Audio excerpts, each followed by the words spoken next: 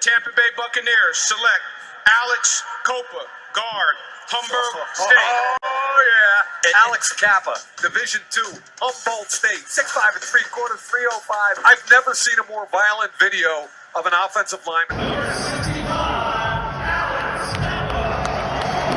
You guys are glaciers. You guys didn't see him eating glass earlier?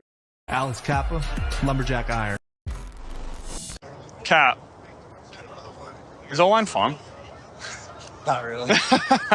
I saw you guys going over there, and Ted's like, I'm here! And I'm like, I wonder if that's fun. There are good elements in terms of like, you're doing something bigger than yourself. Your work isn't always celebrated, and you have to celebrate it, Yeah. kind of stuff. But like, I feel like it's the most anxiety-filled position. Oh, I'm sure. It's chronic. You never get praised for anything good that happens, and anything bad that happens, you get killed.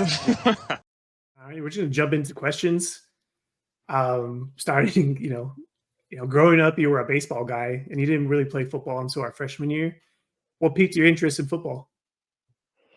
I'd always been interested in football. My dad was a big football fan. He was a Raiders guy, so he's still rocking the Raiders in the back there, Jimmy. Always. So I was always like a Raiders fan growing up. I was always interested in it. But it was kind of just, we never played growing up. Like, it was always just baseball. I think if I remember right, my dad was kind of always like, pick one sport and you just play one. And so I just played baseball. And then in football, we always kind of assumed I would play in high school, but then I was kind of nervous to play because other people had been playing much longer and I wasn't sure like how I would fare, So my dad had to kind of convince me, and then started as a freshman. Sweet. Yeah, that makes sense. Now, if I remember correctly, correct me if I'm wrong, but when you went up to varsity as a sophomore, we were still running a wing T. You played a lot of tight end, no?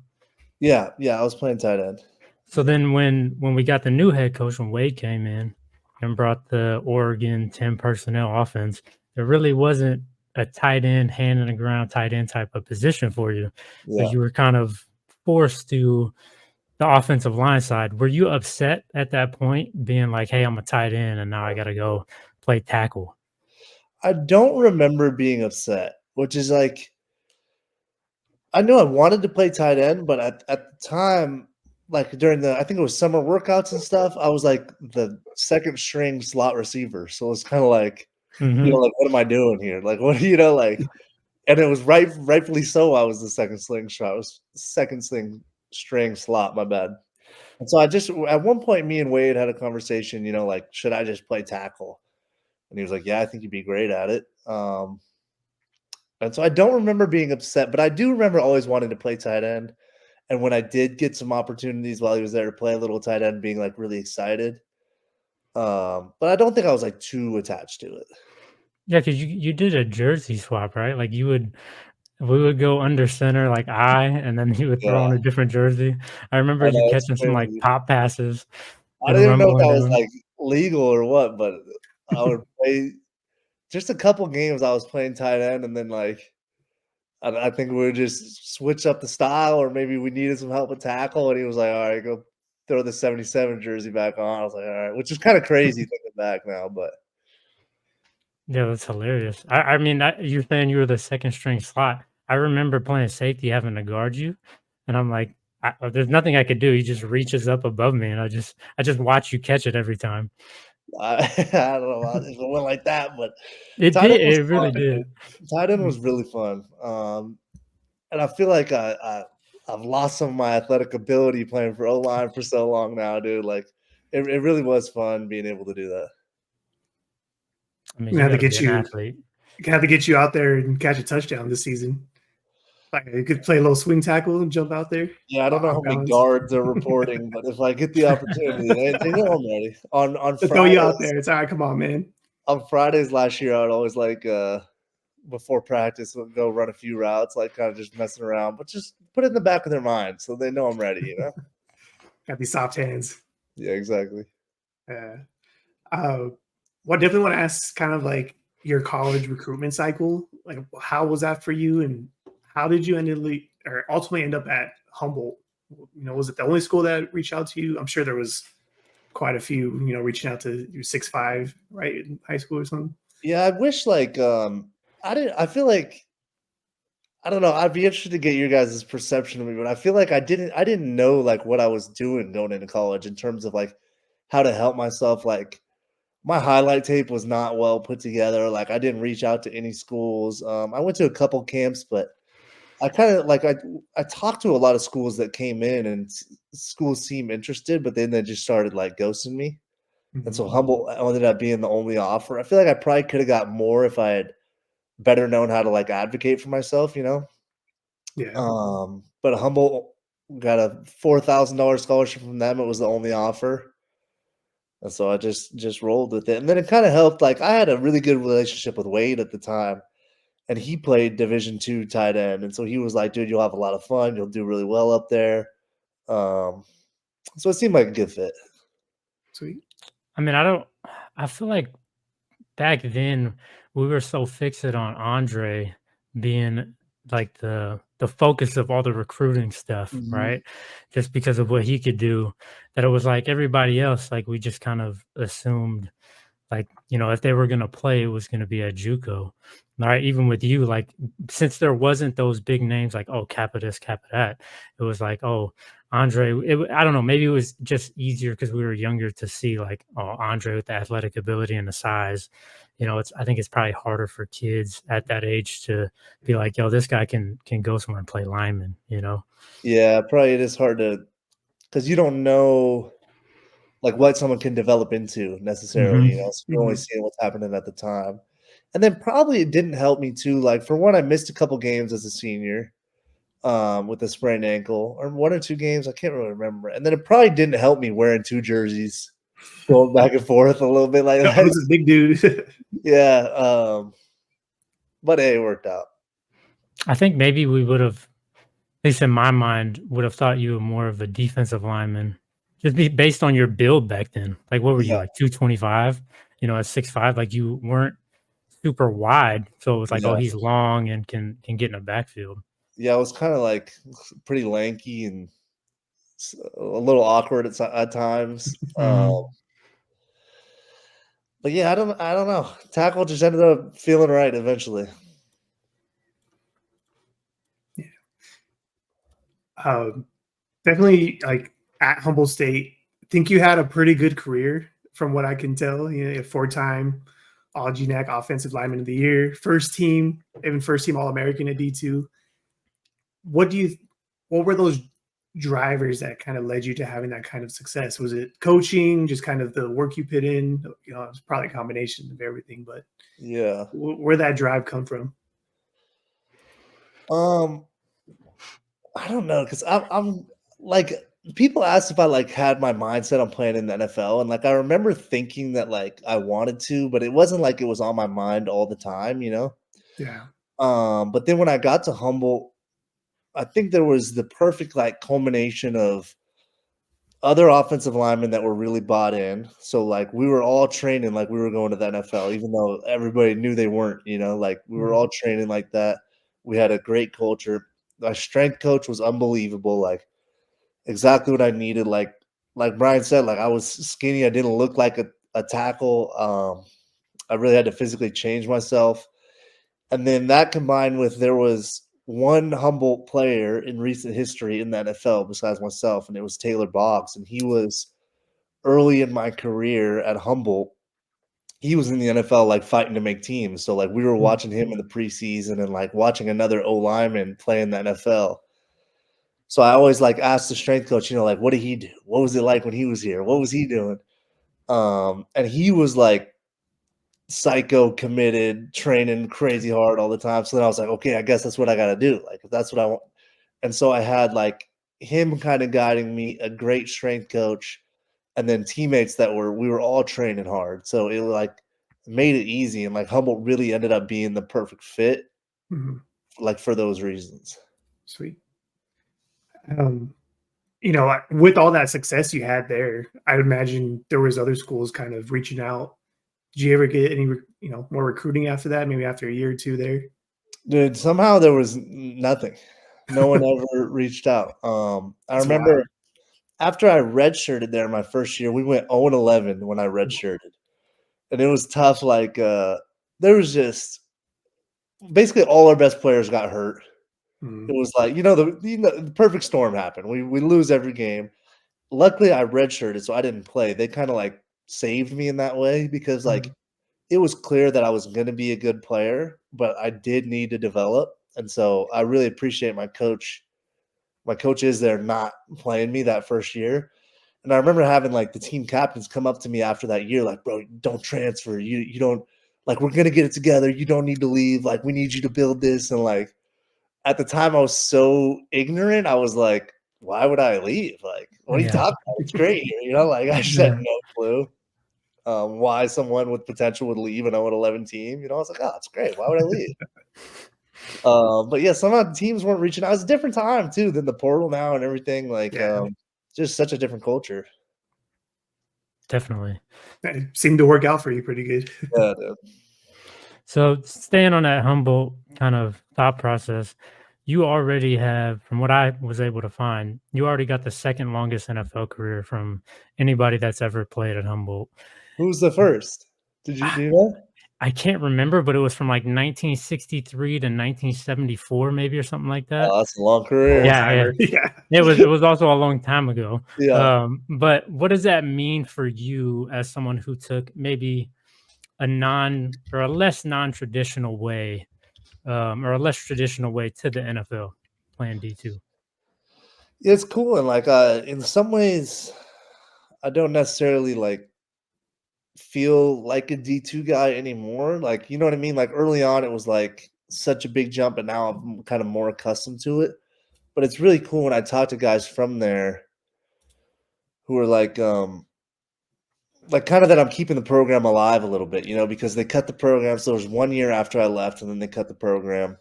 And so it's like Humboldt football, I'm the only thing left. Like, luckily, we do have a lot of coaches that are coaching, and some strength coaches out there. But in terms of like playing, it's just me. There's nobody playing up there. So in that way, it's pretty cool. That makes sense.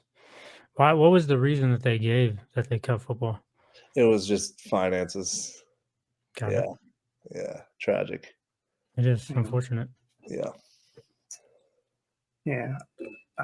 We always hear about the difficult time linemen have for moving, from one side to the other. Not only did you go from playing left tackle and you moved to right guard, Yeah. what was that transition like for you? How long did it really take for you to feel comfortable and from, left tackle in college and some of high school to the NFL? Yeah. It was tough because it was like the combo of moving left side to right side, moving tackle to guard, which I had never played really on the right side. I'd never played guard. And then at the same time going Division II to the NFL. And so that first like training camp was rough. Like, I was rotating in with the starting group, and Gerald McCoy was just teeing off on me, killing me, dude. And he said, how long did it take? Like, I feel like my first year in the league, I needed just to like start to figure it out. Then like my second year when I was starting, it felt like I was a rookie almost. It was like that first year was like a red shirt, like didn't even count. Then my second year was like rookie year. And then my third year, I felt like I started to figure it out. Like then I was like, felt like I could compete. I had a couple games after that I was like, I did my second year too, but I was like really proud of the game, how I competed, stuff like that. So my third year is when I started to figure it out. And I feel like I've been growing every year, honestly. Like, it's so hard because it's so different. Like in college, it's like, or even in high school, it's like, okay, I'm a senior now. I should be better than everyone. But it's like every year these dudes come in. It feels like the rookies get better every year. The second year players get better every year. So it just because you're a vet doesn't mean you're just inherently surpassing people, That makes sense. Is there a coach that you had in any level of football while you were playing O-line that really kind of made the light bulb go on for you, as far as like maybe technique or that transition you're talking about, that you're like, yo, this guy really helped me mentally figure it out, not just physically? Yeah. Honestly, I feel like I've been lucky in terms of having coaches at the right time, like in the stage of my career. And I would track that back, honestly, all the way back to Bronca as a freshman in high school. Like, teaching like literally just the basics of football, and even like honestly, God, I think that's a good question. That's a good question. Even like so, Bronca, Perry, like just supporting us, and then Clemente, like teaching teams how to bond. Like I needed that as a young player. Hmm. Then when Wade came in, he treated me more like I was like a grown person almost. You know what I mean? Like in terms of like we trained together, like he really taught me more about the game, about scheme because he was bringing in a different offense. It's kind of hard to learn when you're in the wing tee, like gap down backer, bro. You're just blocking the Yeah. backside gap. You know what I Yeah. mean? And then in college, I had a coach who's now Pat Walsh, who's now a scout for the Broncos, and he kind of like instilled some faith in me in that he was the first guy to tell me like we got to get you to the league. Which when you're like a freshman in college at a Division II school and your O-line coach tells you that, like that's pretty cool. Hmm. Then I had the strength coach who really changed my life, Drew Peterson at Humboldt. He taught me like because I needed to change so much, he basically taught me how to be a strength coach, like how to train, how training prepares you for football, like principles of training. And then coming out of college, I went to O-line performance, which is where I've trained in the off season for my whole career. And that's where I had Taylor Boggs, who was a mentor for me in college, who he's the one who went to Humboldt and played in the NFL. Then LaCharles Bentley, who the owner there, who he really taught me like kind of what to expect going in the NFL, like how you need to carry yourself, what the culture is going to be like, as well as like technical stuff in football, but kind of like seeing someone who had played for a long time at a high level kind of taught me that side of it. And then when I was struggling in the NFL after like my rookie year, going into my second year, another guy there who kind of runs it now is CJ Davis.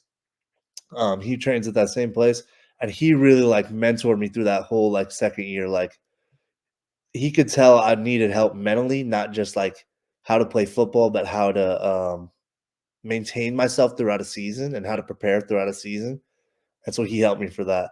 I don't even know if I answered your question, but I've had No, a lot definitely. of coaches at different stages who understood like where I was at in that stage and helped me in that stage, even though that might not have been the good coach to help me at a different stage.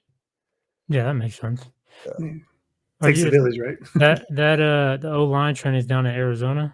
Yeah, You still train with them every off season? I do. Yeah, it's been a little less now. Just with the family, it's a little harder to like. No, I used to go out the whole off season, the whole summer. Now I've got a son, wife, dog, cat. It's a little harder to get back out there. But I'm actually going out there next week, just to get a weekend this summer. Yeah, makes sense for That's sure. awesome. To kind of go back a little bit towards the draft process, Yeah. I'm curious to learn what from your experience and your point of view coming in as a D2 player, and when did you start hearing rumbles of your name being drafted? Like, and what was that experience like for you? I think maybe like my junior year at Humboldt, we started to have a lot of scouts roll through, which they do at most schools, but not at Humboldt traditionally. So like that was a little different because from what I had heard, like in the past, maybe one scout would stop by or something like that. But it started to be a lot of teams coming by. So that combined with like some of those mentors in my life, like telling me, hey, you could really do this, Mhm. kind of opened my eye that I could be drafted. And then like my senior year, there was a lot. And then went to the Senior Bowl, performed pretty well at the Senior Bowl, got a combine invite, and then by like that time, I was like, okay, well, this is really happening. You know what I mean? I think kind of the Senior Bowl was like, oh, we're really doing this. Mhm. But then I really had no clue where I would be drafted. Like I thought it could be anywhere from second round to seventh round. Like I really didn't know. So third round, not bad. Pretty solid. Yeah. That's me. I did kind of, staying with that. You were ranked top 100 from Mel Kiper.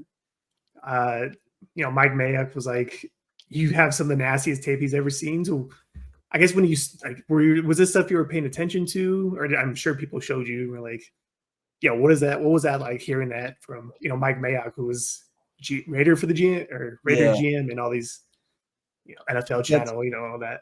it's kind of crazy because especially for an O lineman, like probably like the most attention I've ever gotten in my career was like draft process because everyone gets so fired up into the draft process, and then I had like a couple things like that where people were like, "Oh, the like kind of like almost viral-ish moments," you know. Yeah, So it's kind of weird, and it kind of like I don't think it got to my ego bad, but like it's not a normal experience when you could look on Twitter and everybody is talking about you. You know what I mean? So it was a little weird. And then there were definitely some cool moments. Like it's pretty normalized when you're in it, but like there's certain things like when I met Gruden for the Raiders, and he was just coming off of Monday Night Football. And he was the coach of the Raiders, and he sounds exactly like he sounded on Monday Night Football. You know what I mean? And you're like, oh, yeah, damn, that's pretty cool. So there were some moments like that, and overall, it's a little weird because of how much you get talked about if you get caught like in that cycle. Like, sure. Definitely. Sounds like a whirlwind. How That many is kinda meetings? How many meetings did you have with they always talk about pre-draft meetings? Were there any meetings that stood out to you, like, oh, I killed that one or I bombed that one? um, there are some weird ones like it's hard to remember off the top, but God, Pete Carroll when I met with Seattle. I'm trying to remember Rachel Maddow, I think. Is that the MSNBC anchor? Do you guys know who she Sounds is? familiar. Sounds She's I think like familiar, but so. I can. Yeah. I guess she's from like the Bay Area, like she's from like Hayward or something. Mhm. So we're like talking ball, like drawing up on the board, and like Pete Carroll's like, they like try to get in your head sometimes. He's like, you know who Rachel Maddow is? I'm like, I think like we talked to her. She's like, oh yeah. So do you know where she's from? As I'm like drawing stuff on the board, I'm like, no. Mhm. He's like, I think Hayward, something like that. I Yeah. was like, okay, like great. He's like, she works for MSNBC. Do you know the parent channel of MSNBC? I'm like, NBC. I don't like. So there's some weird moments like that where they just try to like catch you off guard. Vrabel. So I trained at that O-line place, O-line performance, this whole summer in my going into my senior year, and so which was an NCAA violation, you might say, and Mhm. because at the time you couldn't get paid anything like that. And so Vrabel was like, and he knew the answer because he's friends with the owner. He was like, "So you trained there the whole summer?" I'm like, "Yeah." He's like, "And who paid for that?" I'm like, "Oh, like I got an apartment, out there, whatever." He's like, "No, what about the training? Who paid for it?" I'm like, nobody did." He's like, "Oh, so you were just willing to risk your season and all, like." There's some moments where they try to catch you, but most of them are pretty normal. That's That's wild. funny though. Yeah. I always hear about that, like the weird questions they ask. Like people are like, "What the? Are you a dog or a cat or something?" It's kind of overblown, but like I got a couple of like they just try to keep you on your toes, I guess. I don't know. Yeah. Really curious, and I think this could be a real like teaching moment for a lot of college players, kind of looking into this process. Is what did it look like for you, kind of starting that process of looking for an agent? Did people reach out to you? Um, did you have like a coach that was kind of mentoring you through the process or anything like that? Yeah, I've gotten this question a lot because I'm a small school guy, and so Mhm. like small school guys always want to ask me this question. And I feel bad because I don't have a good answer. Because like for me, because of my relationship with Taylor Boggs, who was at O-line performance, um, and the fact that like it's very different when you're a guy who's probably going to get drafted and teams know about you and you're going to the bowl games, you're going to the combine, and you're like shuttled through the process. Whereas Mhm. if you're a guy who's like trying to get noticed, trying to get a rookie minicamp invite, Mhm. it's totally different because you might not have agents reaching out. So like I had agents DMing me and stuff like that on Instagram, or you get a call once in a while. Or like they would message my dad on Facebook, like weird stuff like that. But I knew like the agent I was going to go with because I knew guys that had worked with him and I knew where I was going to train and stuff like that.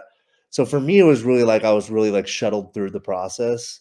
And it's very different than like other guys who are like, let me try to find an agent. Let me find this small bowl game that I can get an invite to. So like where you are at in the process is very different because Mhm. if they know they want you, you're just shuttled through and they tell you what to do all the time, you know? Oh, that Makes it makes easy. perfect sense. Yeah. So I was watching some of your tape and stuff, and it there's in my head, I'm like, there's got to be this crazy transition from college, especially playing D2 ball, to the NFL. What was it like transitioning speed wise, right? Because I'm watching you trying to climb up the backers. I'm like, these guys have to be faster than the guys he's used to trying to Yeah. climb up to at the D2 level. Yeah, it's a very different game, honestly. It's like a different sport almost. It's like different skills because like you said, like these backers run 4-4, 4-5, like so you have to understand the angle, you have to understand the scheme in terms of like if you understand how you're tied in with the back, then you can manipulate your angle. You know what I mean? But if you don't have like spatial awareness of where you're at, where he's gonna try to be to make the play, then you're gonna lose because you don't understand where you need to be. Like, I'm not gonna Mhm. outrun these guys. And if there is like a perimeter edge play and I'm just sprinting, if he reads it fast, most of the time there's nothing you can do. You know what I mean? Like, Um, and then the other thing is it's different in terms of like in college, like, he's like, oh, his tape was so nasty and stuff like that. Like I would just hit guys and just torque them and just twist and like dump them. And like trying to do that in the NFL, like you can't. Like if you try to torque, these guys aren't moving. You know what I mean? Like mhm. you have to like the feel of when to strain like that, when to twist, when to torque is totally different. Because if you just contact and try to like throw them, they're not going to get thrown, and you're going to look like an idiot. Yeah, And then the other thing with the transition is you have to like be more comfortable losing. Like you're not going to win every rep. It's just not going to happen. Like unless you're one of the few guys that's a first ballot Hall of Famer, it's just not going to happen. So that's kind of like a mental shift as well. that makes sense. Yeah, I mean, especially someone at a D2 school, you were Yeah, probably winning most of your reps. So that then was really having hard my that, rookie year, honestly, really, because I felt like I had prepared really well, and I had a lot of people telling me that like I could do it, which obviously like it's played out like I've done it. You mhm, know what I mean? Like, but I wasn't ready mentally to struggle the way that the majority of rookies are going to struggle because I was like, everyone was telling me I could do it. I was telling myself I could do it. I was like, we're doing this. And then it was harder than I thought, you know? definitely. I mean, going into the NFL, you've had to go up against some real dogs at defensive tackle, and some linemen and stuff. Chris Jones, Aaron Donald. You mentioned Gerald McCoy earlier. How do you kind of prepare going into those battles against those larger than life humans and soon to be Hall of Famers? Yeah, those guys you mentioned are like Chris Jones, Aaron Donald, and then the other one who just like some people have like made some jokes like, "Oh, Aaron Donald retired." Like, "Oh, that's good." I'm like, "Hey, Fletcher Cox retired, bro. You guys need to keep an eye on him. He just retired. That's good." Um, but yeah, just you have to understand like your own game and like you can't abandon your own skills and like I know that's like the classic like coach like if you do your technique, it's gonna work or whatever. Like, don't play for them, play for yourself. But like, you have to understand yourself, but then also who they are. Like, I'm not gonna block Vita Vea the same way I'm gonna block Aaron Donald. Now, like most guys, you might be able to put him into some sort of category, but like, yeah, there's certain guys that their skills are just so good. You have to understand, you have to respect that, and you might have to alter the way you play. 100%. Piggybacking off of that, what is off the top of your head, what's the craziest game plan you can remember for, one of those three technique shade nose guys? So what's interesting is in Tampa, we almost never game plan for guys. So like we played Aaron Donald like 3 years in a row, and like a lot of times you were just playing and hoping the slide was coming your way. Whereas in Cincinnati, we game plan for those guys more often. So like, and like, so you might have a call like, two jet Donald, and it's like two jet, and you're chipping him where he's at. To You know what wherever I mean? he's Like, at, yeah. well, if he's on the edge, he's getting chipped, or like, or you might have it if he's on the right defensive end, maybe not for him, but there will be a tight end, or if he's on the left defensive end, the tight end's moving. Like, I don't know if you guys saw that clip last year. Myles Garrett, they had two tight ends following him. Hmm. He was at left end, and he saw like the two tight ends come out of the huddle. So he switched. Well, they followed him, and then he switched back, and they followed him back, and ended up getting the delay of game. So like, it's great, but like you have to slide to these guys. Like, it's almost like saying you're gonna go play one-on-one with Jamar Chase the whole game, because like that's what these defenses are doing. They're trying to set up one-on-ones. Like the Rams would play that. Essentially, they're playing like a 5-1, and they have Donald at the 3 technique.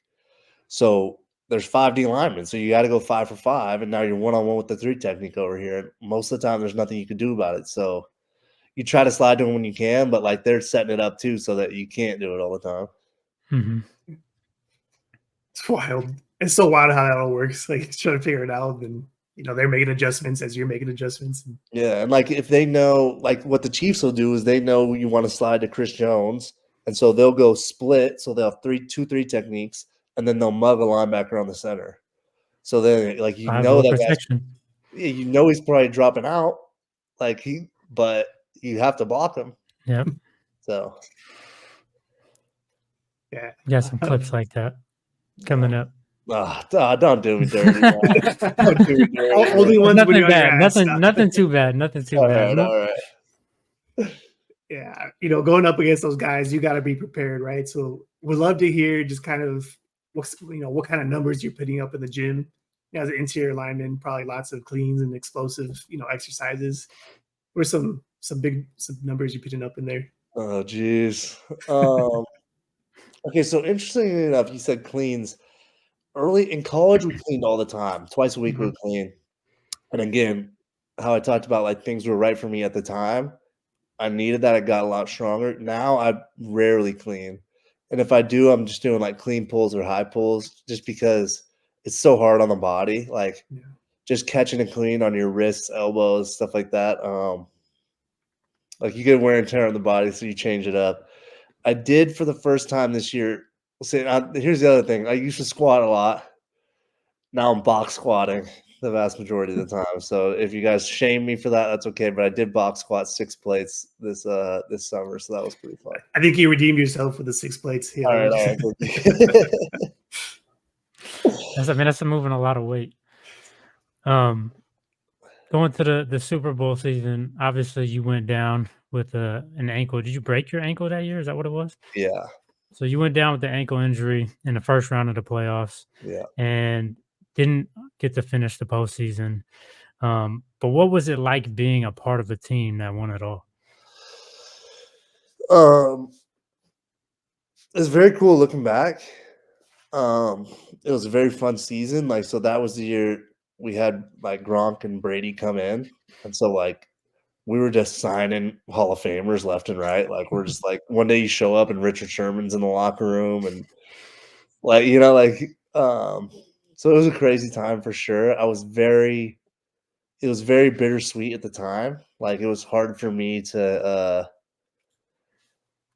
embrace it as much as I wish I could have because I was so mad about and upset about breaking my ankle. Like I played every snap that whole season, then I break my ankle in the playoffs and we go win the Super Bowl.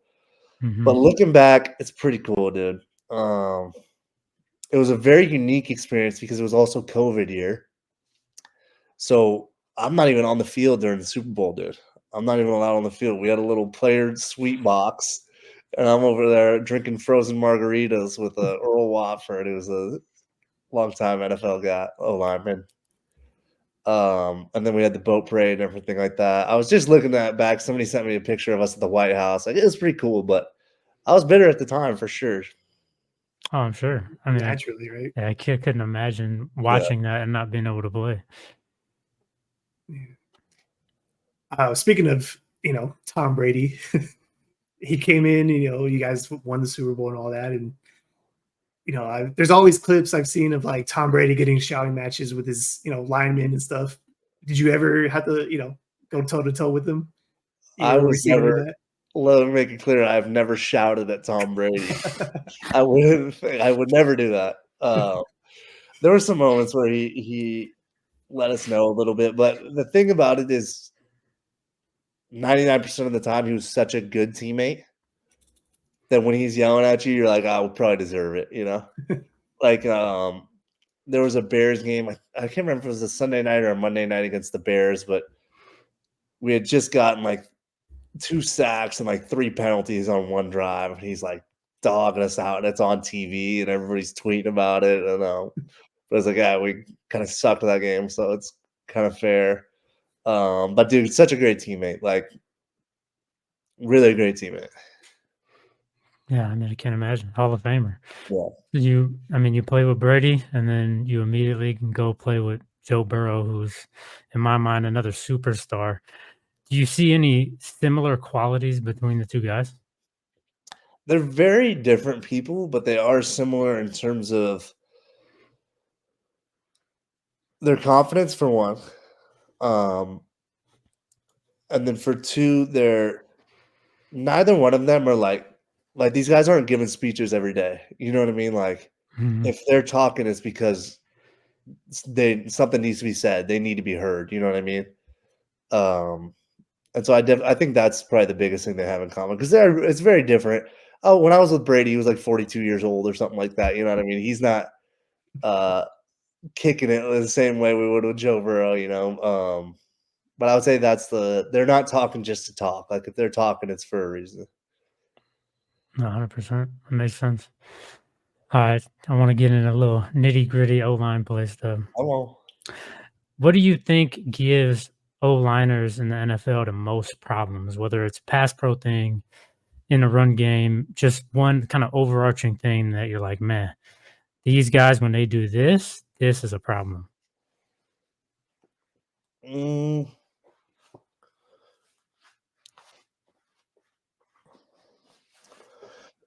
movement is always tough because if you like, we can talk about being as balanced as possible and like having a base, but like if you have a 3 technique spiking and you didn't anticipate it, it's hard, dude. These guys are fast. So like Mhm. if they're moving and you're not anticipating it, that's going to be tough.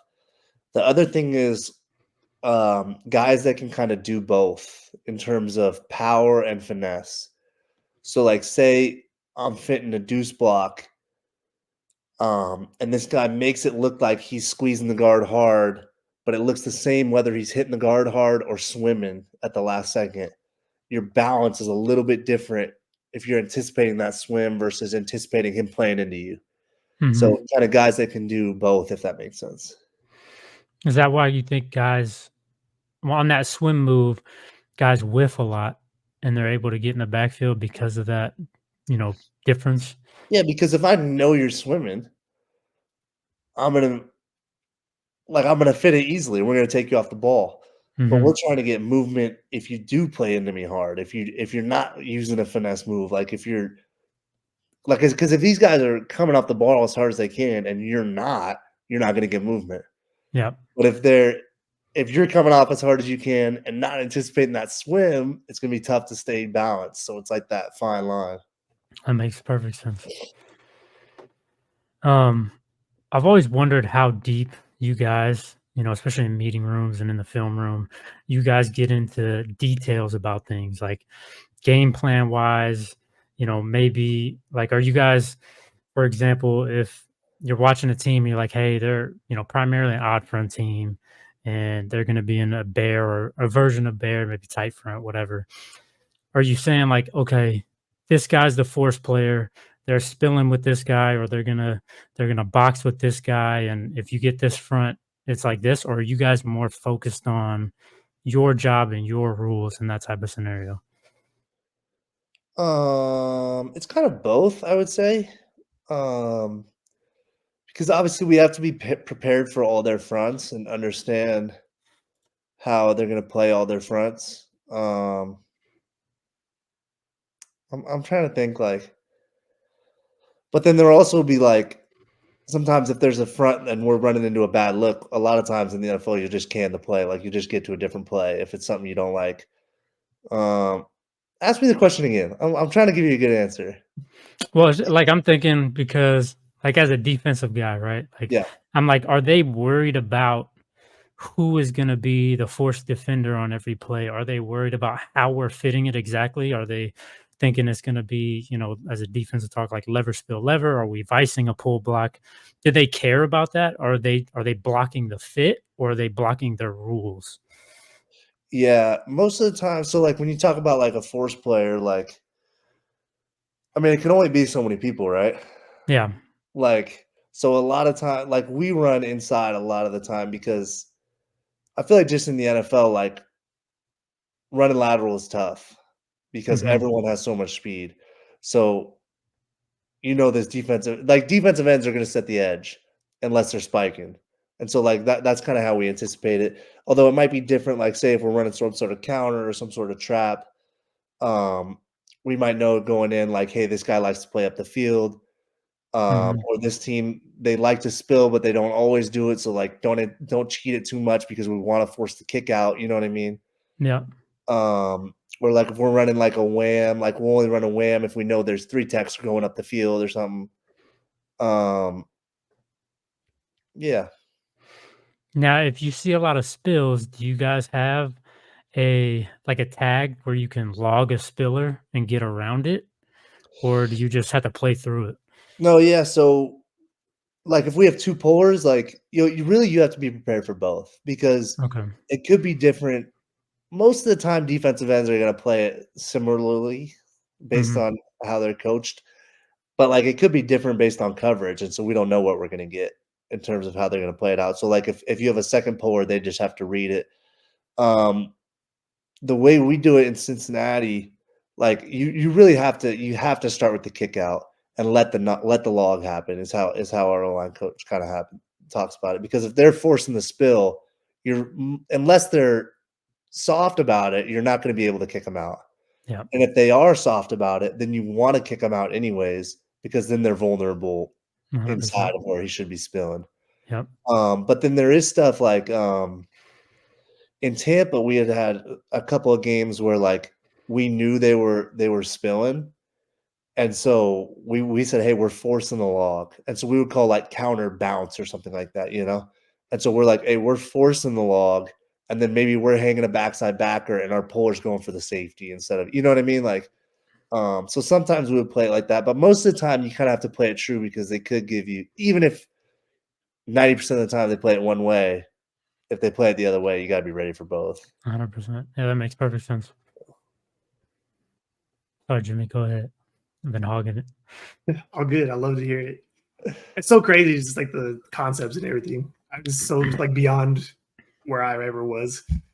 But Hey, definitely you're a want to smart ask. player. I know you're a smart player. We all know that. Don't know any about all the different, run game concepts and all this though. It's crazy. I'd love to learn about it though. Yeah. But I definitely wanted to ask you a little bit about your free agency experience. Going from Tampa to Cincy. I think with the legal tampering period, that year you had your free agency. I think your deal was one of like the very first announced, like within a couple minutes. I'm curious, was it like for you? Was it Cincinnati all the way, or did your agent come to you with a few different deals? What was your mindset going into the free Um, agency? there were teams that said they were interested, but it's kind of like, like they would have been interested at a lower price point, Sure. so it really just came down to Tampa and Cincinnati, um, which made it kind of easy. It was just really a 2-team race.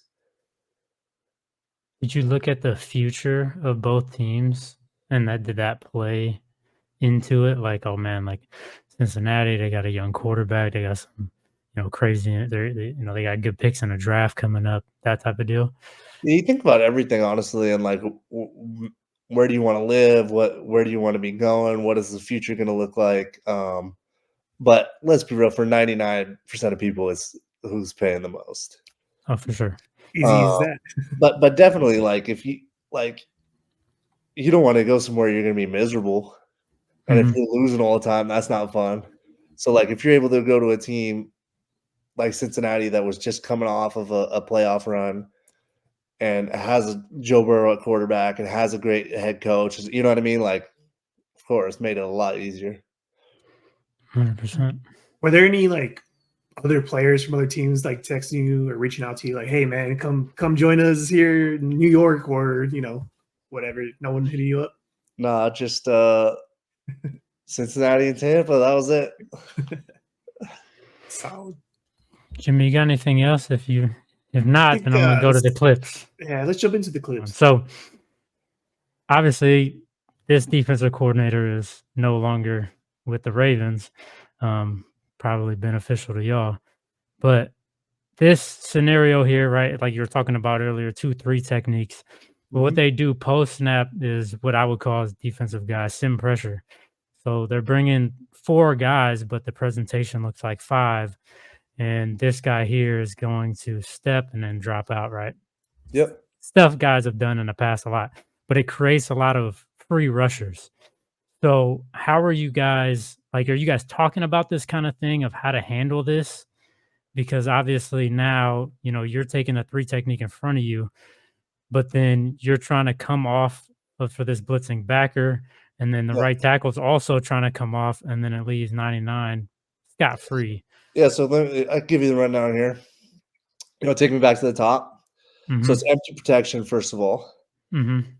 So really there's only a few things you can do. You can slide left in a split front. You can slide right. Or you can tell the center he's got both linebackers. Okay. Now, 18 is outside the box. So for the center to see both, he'd have to see out of both sides of his eyes, basically. You know what I mean? So we can only slide left or we can slide right. And you're essentially guessing where you're going. And I could be wrong, but I bet they're going off the point. So wherever the center goes, the other guy comes. 100%. You know what I mean? Yep. And then so away from that, so we ID'd 6 here, so we're sliding left. Away from that, we have people call it a big duel or a squeeze alert, a sift, whatever you want to call it. But we're 3 for 2 on our side, so we're man on that 3 tech and defensive end. But if 18 comes and he's quote unquote more dangerous, like MDM, most dangerous man than the defensive end, then we have to take him on the right side because I don't know that it's simulated pressure. So it's impossible for me to look at the left side here and know 54 and 6 are dropping out. So I have to assume I got both these guys. And so we're hot on the right side here, if that makes sense. So then you're just taking, again, the MDM, you're just taking most dangerous, and because he's hitting the A gap, he's got the faster shot. Right. So we end up on the A gap and the B gap defender, and we're hot off the C gap because we ID'd to the left. Gotcha. And now, in this situation, obviously you guys are empty protection no matter what. But in a normal situation, who's making the protection calls? Is it your center or is it Burrow? It's going to be team by team. Okay. Yeah. So like in Tampa, Tom made every ID. Whereas in Cincinnati, a lot of times it's the center and the quarterback will confirm it or change it. You know what I mean? So like at the end of the day, quarterback always has the say, especially more than ever in empty protection. But it just depends on the team, like whether the center starts the operation or the quarterback starts the operation. Perfect. Makes sense. Bucks. Okay. So this one is just real simple. You got a one-on-one with Aaron Donald. Yep. And I want to know, what is your mindset going into this, seeing that he has so many tools in his tool bag to win a one-on-one with? Like, what's your thought process being like, hey, it's an odd front. Looks like, 1 for 1 up front. I'm probably going to be one-on-one on this guy unless someone drops out or whatever. What's in my tool bag to handle this guy? Yeah. And you stood your own pretty well here. So if I remember right, I get bull rushed here. We'll have to see. Oh no, inside move. All right, perfect. So what I kind of try to do to him sometimes, which you can't do all the time, is I would try to wait for the inside move, if that makes sense. Okay. Because most 3 techniques are not fast enough that they're really going to beat you in the B gap all the time. Like they want to go through you or they want to go inside. He's different. he will beat you in the B gap. Like he'll swipe Mhm. you all day and beat you in the B gap. So you have to set either a little deeper, a little wider to protect your B gap essentially. So if you're doing that, then you have to really be ready for the inside move. So like right here, I'm anticipating this inside move, which is why I'm able to flatten it out. You know what I mean? Yeah, that makes sense. Because if you can see it one more time, I bet I set a little wider than like quote unquote half man. I think you're a little bit delayed from when I'm Yeah, playing I'm a it, little so slow off the ball too. But you could say like, oh, you're oversetting your head to head, but like you have to play for the B gap too, you know? So um right here, I remember this season, I think we played him twice, and he was giving me a lot of inside moves, and I was kind of just anticipating the inside move and flattening him out. oh, that makes sense. I mean, he's obviously very versatile, Which but again, like I would not play like that against most people. are you gonna go more of a jump set where you kinda just get right into him as a 3 technique?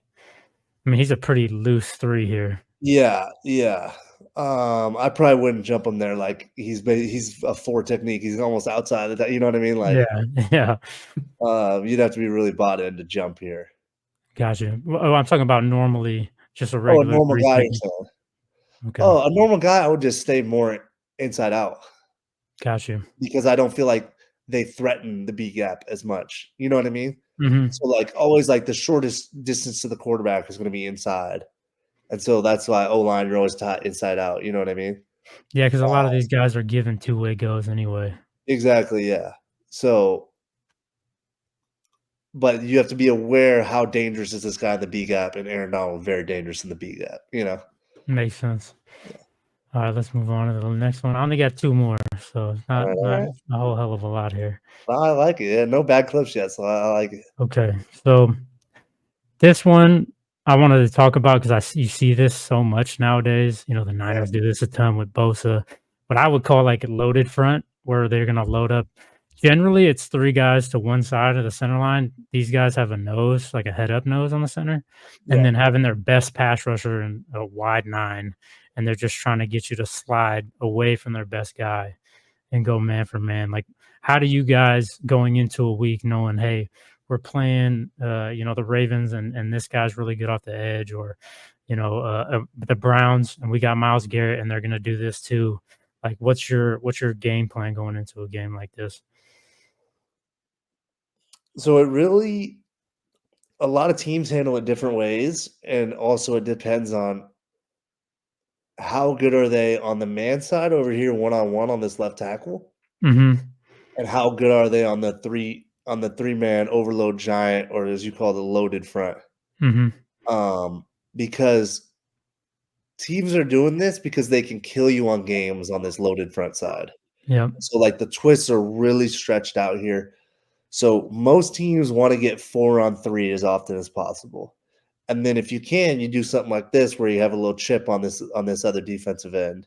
Because although, yeah, you're putting a tackle one-on-one with maybe their best pass rusher, the alternative is 3 for 3 with twists coming every Yep. sort of twist coming at you on the other side. So I've seen more and more in the NFL, even with a bugged linebacker on the uncovered guard, teams will Yep. slide to the loaded side. Really. Just yeah, because that three-man side, like, teams will kill you on twists over there. Um, Do like, you and find? they're doing it here. So, like, Yep. this nose is playing the center's backside A. So the center feels like he has help on his backside A gap. You know what I mean?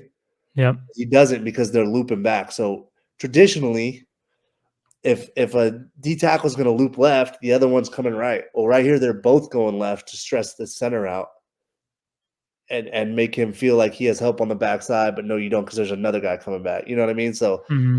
twist side is really hard. So I've seen most teams try to handle the twist side more often, and then tackles get paid to block DNs one-on-one. So you're saying a lot of times they'll put guy Mhm. here.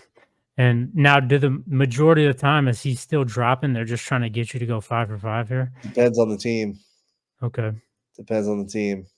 But yeah, teams a lot of times they drop him out and they're trying to get you to go 5 for 5. Other teams will bring him and pick the tackle or pick the center and run twists out of that as well. And they're basically like in a bear front then doing that. So as a guy that doesn't play, never played O line, like as this is happening, is there some sort of communication happening between you guys? Like, hey, it's coming back around. Like, are you telling like, hey, that three tech's coming back around, or anything like that? Or is it even possible to try to do that? No, I mean, pre-snap, you're like you're gonna make some sort of call, like whether it's a 4-for-4 side call or a sword on both side call, you know. But Mm-hmm. once the snap is going, the best you're getting is like a go go go, you know. Gotcha. Yeah, yeah, yeah. Like the center here might be yelling back or go to the left guard, and that's Okay, about all you're gonna get. that makes sense. Yeah. Do you remember back in your rookie and maybe your second, third year, like a lot of this stuff, or does this feel like it's more common now? I definitely think they're doing more of it now, but even as a rookie, we were getting it. The Saints would do it, and they probably still do put Demario Davis on his uncovered guard, Mm-hmm. and so then like you're kind of forced to go 5-for-5 because he's such a big, strong backer. Mm-hmm. But if you slide, then they'll bring him. Like if you're going 5-for-5, he'll probably drop out. But if Yeah. you slide, they're gonna bring him, and he's like can be a serious mismatch on running backs. Mm-hmm. So it's kinda like you have to flip that line, like, okay, are we gonna slide and put him on the back, or are we gonna go 5-for-5 and now everybody's on an island, you So know? we would get that type of look. I don't know if Yeah. you can see it yet. When the Saints would do that, like even yeah, early in my career and just tee off. Like teams have done it a lot, but I do think it seems like it's even more prevalent now. That makes sense. Yeah, I mean, obviously not haven't played O line. It does seem like from a defensive perspective, it's become this whole deal now where it's like, let's find a way to beat pass pro Yep. consistently. Because it's a passing league, dude, and teams have so many good D linemen. Like it's not like there's just one good pass rusher now. Like everybody's a good pass rusher, and so they're Mhm. trying to get as many one-on-ones as they can. Obviously, Mike McDonald's a pretty smart guy. So now we got double mug in the A gaps, and we got 2 3s, 2 9s. Obviously, it's like a legit pass down, as I'm sure this is like a third down. Yeah. Um, how much of this stuff are you seeing where we were talking about earlier, where wherever this might be, where center turns, guy's going to drop out where center turns? I can't remember this clip. No, they both end up going. Okay, so it's a double. Yeah. Both these guys are going. Patrick Queen's going to end up being the contain rusher, and then they're going to drop the two big ends. Like in this situation, you get just even up front, the 6-man front here. What's the best way for you guys to handle this or even ID this to try to sort it out? I can't talk logistics on this because too I got much. you. Got you. But basically, you're trying to evaluate: is it a 6-man threat? Mm-hmm. Is it a 7-man threat? Or is it an 8-man threat? Mm-hmm. Right here, they're trying to show, if you go back to the very top of the clip, they're trying to show like a 7-man threat with 32 down here. Yep. Here he comes But down. really, so there's 6 guys on the box, and then you have to determine, is the threat up to the field or is the threat to the boundary here? Mm-hmm. You know what I So you mean? And they want you to think here that the threat's to the boundary. That's why they're bringing 32 up. But really, to the field is the safety's backing them up. So that's where the real threat is.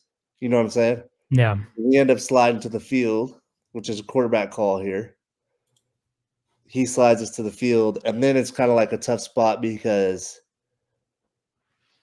how you pick this up teams vary. You can do like true gap protection where you stay in your gap. You can do man protection, or you can try to sort. But if you're sorting, then the tackle has to see the inside backer to know if he's coming, to know if he goes out. It's a doozy, dude. Teams do this a lot. We call this Abby. Teams call it double barrel. It's the double A gap linebacker pressure. Mm-hmm. And they can do a lot out of it because they could bring 32 here. Like nothing says they can't, you know? Yep. 100%. Now I see a lot of this stuff like this isn't exactly what Brian Flores used to do with the Dolphins, but in similar vein of like coverage wise and bringing different guys. Now, when you're watching film, hopefully you can answer this one. Like when you're watching film, are you getting kind of snapshots of looks like this? And then you're like, okay, when we got this look, maybe they ran it 3 or 4 times in the last, a game in the last 3 or 4 weeks. Are we saying, okay, percentage wise, they're probably going to be doing this? Are you trying to play percentages up front, or Yeah. is it? Oh, sorry to interrupt you. Oh, good. So yeah, so we'll watch. So like in our blitz meeting, so we'll go by front. So we call this an Abby front. It's the double A gap pressure, Mhm. and we'll watch every snap they have of Abby. Okay. So every snap they've ran, every pressure they've ran out of it, we're watching. And so, but then the other thing is you have to assume if they have this front, they have every blitz out of this front. Because just because they haven't put it on tape doesn't mean they Mhm. can't run it. Mhm. So you kind of like go by their fronts and you have to be ready for everything out of that front. But then of course, like you're looking for maybe there's a tell for when they run this pressure out of this front. Or maybe they've never brought edge pressure out of this front, which doesn't mean they can't, but it's not what we're anticipating. You know what I Yeah. mean? Um, but yeah, this front can give you some problems, Oh, for sure. as you can see here, because like for you as a defensive coordinator, if you think about it, so we have our tight end walked up here in the A gap to block 6. Well, Mhm. there's only so many guys. Like who's blocking the edge pressure?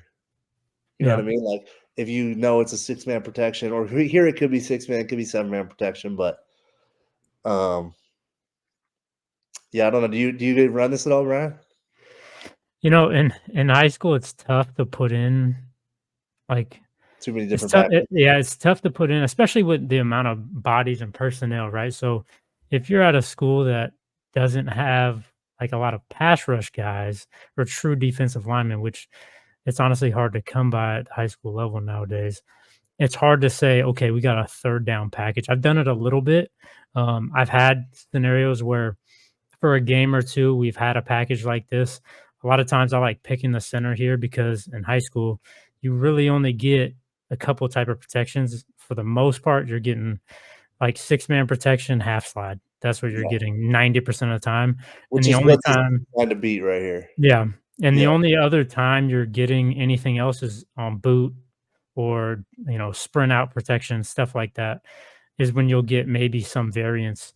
Um, you'll never really see a 4-man slide or anything like that. So having said that, it's easy to beat protections on the whiteboard.